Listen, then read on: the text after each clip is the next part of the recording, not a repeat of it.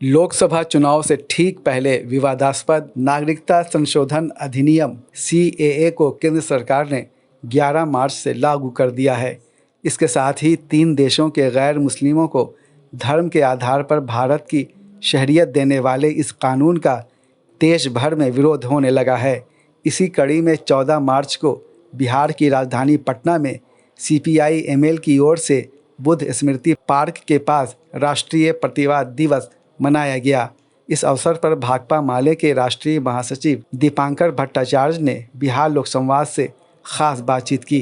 नागरिकता देने के नाम पर लोगों को दरअसल नागरिकता से बेदखल करने की, लोगों को परेशान करने की ये एक बहुत बड़ी साजिश है। एक तो CAA का मतलब ही है कि अमित शाह ने कह दिया था कि CAA के बाद पूरे देश में NRC लागू होगा। CAA एक बड़ी साजिश का आगाज़ है देश में। NRC जैसे ही आएगा तो असम में हम देख चुके हैं, एक बार 40 लाख और जब दूसरी बार कोशिश की गई तो 19 लाख लोग बेदखल हुए। तो बड़े पैमाने पर देश के गरीबों को, मज़दूरों को, इस देश में जिनके पास पर्याप्त कागज़ नहीं है, जो भूमिहीन हैं, जो बेघर हैं, जिनके पास मकान, ज़मीन, इसके कोई कागजात नहीं हैं, ऐसे लोगों को नागरिकता से बेदखल करने की साजिश है। और जिनके बारे में कहा जा रहा है उनको नागरिकता मिलेगी, पश्चिम बंगाल में कुछ लोग हैं जो बांग्लादेश से आए हुए हैं, उनको ये गुमराह किया गया कि आपको नागरिकता दी जाएगी। लेकिन आज उन्हीं के अंदर से सवाल उठ रहे हैं कि जो रूल्स बने हैं, इस रूल्स को देखने के बाद इस रूल्स में पहले उनको ये घोषित करना पड़ेगा कि वो इस देश में गैर कानूनी ढंग से घुसपैठ किए हैं। तो जो इस देश में जिनके पास आधार कार्ड है, वोटर कार्ड है, वोट डालते हैं, राशन लेते हैं, बच्चों को स्कूल में पढ़ाते हैं, इस देश में रह रहे हैं, वो नागरिक है इस देश में, उनको पहले कहना पड़ेगा कि हम गैर कानूनी घुसपैठी है और इसके बाद हो सकता है नागरिकता उनको मिले चाहे ना मिले, वो तो सरकार के ऊपर है। तो लोगों के साथ बहुत बड़ा एक खेल होने का पूरा खतरा है और इसीलिए सवाल उठ रहा है। और आपने सही कहा कि सिर्फ 3 देश की बात हम क्यों करेंगे। अगर हम विदेशी मुल्क से, पड़ोसी मुल्क से जो प्रताड़ित लोग हैं, सबको अगर हम देना चाहते हैं नागरिकता या शरण देना चाहते हैं तो श्रीलंका भी है, जहां श्रीलंकाई तमिलों को, उसमें हिंदू भी है, मुस्लिम भी है, ईसाई भी है, बहुत परेशान किए गए, बहुत लोगों की हत्या हुई, वो आ सकते हैं।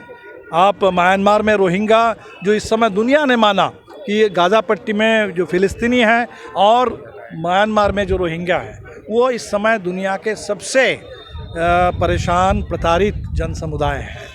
तो हम उनको क्यों नहीं देंगे।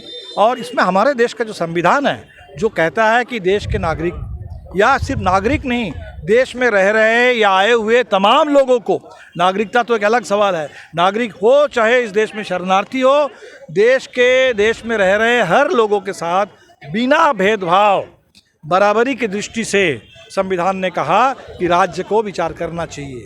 तो इस मामले में नागरिकता, जिसके साथ धर्म का कोई लेना देना नहीं है, उसमें चोर दरवाजे से, CAA के माध्यम से धर्म को घुसाना, धर्म का घुसपैठ है नागरिकता के सवाल पर, ये संविधान की मूल भावना के खिलाफ है।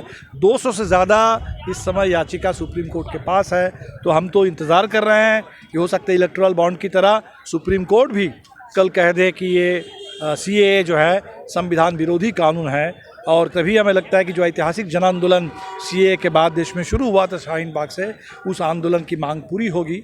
और हम इसलिए इस साजिश के बिल्कुल खिलाफ हैं और लोगों से अपील करेंगे कि लोगों को बांटने की ये जो साजिश है, किसानों को बांटने, कर्मचारियों को बांटने, रोज़गार मांग रहे नौजवानों को बांटने, न्याय मांग रही महिलाओं को बांटने का हिंदू मुस्लिम के नाम पर, इस साजिश को हमें बिल्कुल चकनाचूर करना है। और इस चुनाव में भारतीय जनता पार्टी को सत्ता से बेदखल करके, ये हमें नागरिकता से बेदखल करने की जो साजिश है, उस साजिश का हम करारा जवाब देंगे। स्टेट गवर्नमेंट ने कहा है कि वो अपनी यहाँ इसको लागू नहीं करेंगे। BJP के साथ जाने के बाद नीतीश कुमार का कोई स्टैंड सामने नहीं आया। बिहार में हमने उस समय विधानसभा को घेर करके कहा था और NPR के बारे में विधानसभा से पारित हुआ था। नीतीश जी को बिल्कुल कह देना चाहिए।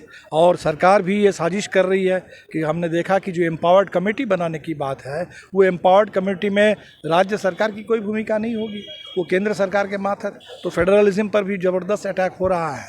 तो हमें लगता है कि साजिश से बिहार को भी सजग रहना चाहिए। भारतीय जनता पार्टी पूरे देश को बर्बाद करना चाहती है, बिहार भी बचेगा नहीं। जिस तरह से भारतीय जनता पार्टी बिहार में भी सत्ता कब्जे करने पर आमादा है और नीतीश कुमार उनको अगर याद है तो जिस समय वो एनडीए की ही सरकार थी, लेकिन बिहार सरकार ने विधानसभा में कहा था एनआरसी नहीं लागू होगा, एनपीआर नहीं लागू होगा। हमने कहा कि सीएए के खिलाफ भी बिल्कुल सरकार को स्टैंड लेना चाहिए। तो हम तो आज भी कहेंगे कि बिहार सरकार को इसमें स्टैंड लेना चाहिए, सीएए के खिलाफ, एनआरसी और एनपीआर के खिलाफ। भाजपा हटाओ, इनकलाब जिंदाबाद, इनकलाब जिंदाबाद, सीएए को खारिज करो, सीएए नहीं चलेगा।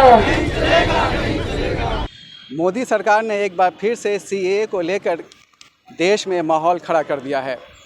ये दरअसल भाजपा की पोलराइजेशन की सियासत का हिस्सा है, लेकिन दूसरी तरफ इसके विरोध में भी आवाज़ें उठने लगी हैं। कई स्टेट गवर्नमेंट ने कहा है कि वो अपने यहाँ सीएए को लागू नहीं करने देंगी, वहीं बिहार सरकार अभी इस मामले पर चुप है। अब देखना ये है कि आने वाले दिनों में भाजपा की ये जो सियासत है वो कामयाब होती है या सिर्फ एक धार्मिक मुद्दा बनकर ये रह जाएगा।